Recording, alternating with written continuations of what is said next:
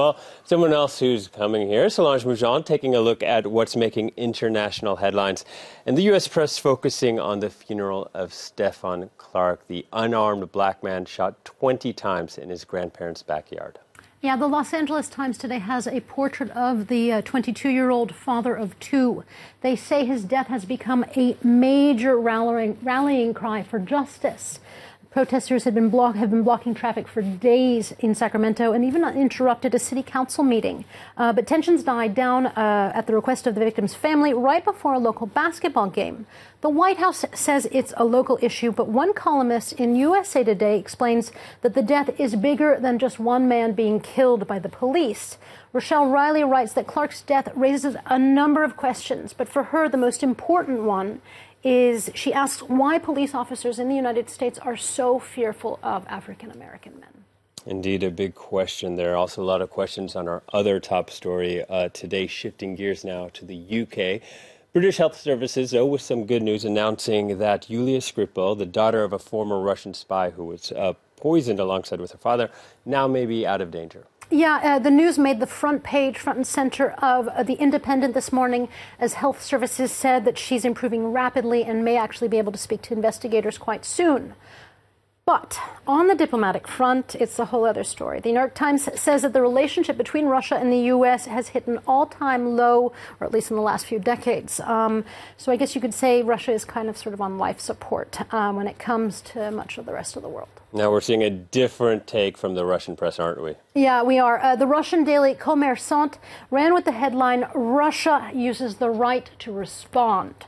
It explains that Moscow's stance essentially, and that it has the right to basically do the same thing, to mirror what the 27 nations have been doing, expelling diplomats.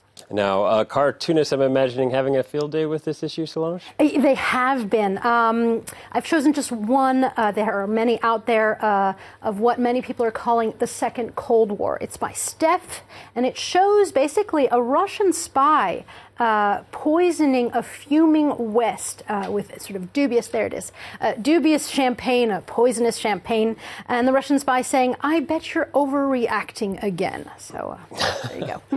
Well, the British press, though, dedicated most of their front pages not to the Russian story, but to a cricket scandal that has spilled a lot of ink across the globe. Yeah, it all ends in tears for Australia's idol, the fallen idol of Australia. That's the front page of the British Daily Telegraph today. You have team captain Steve Smith, there he is right there, in tears, apologizing to Australian media, saying that he's resigning over a ball tampering scandal.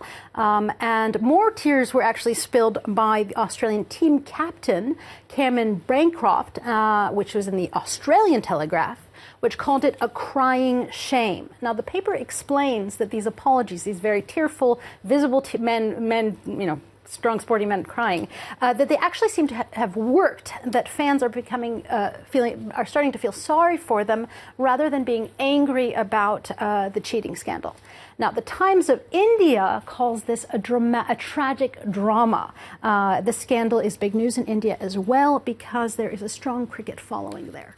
Well, let's move to some more festive news. And today marks the start of Easter holiday weekend. And the international press has Easter on its mind, doesn't it?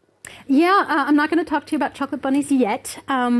But the Christian holiday is popping up on a political front. As you can see in this cartoon by Bob Moran, for example, in the UK, Brexit is being called Brexit. And there you see Easter bunny Theresa May pushing up a very, very heavy Easter egg up a steep hill. Turning now to Spain, the holiday is also creating a sort of political row. According to the Guardian's correspondent in Barcelona, the government's public interest advocate says he's not happy.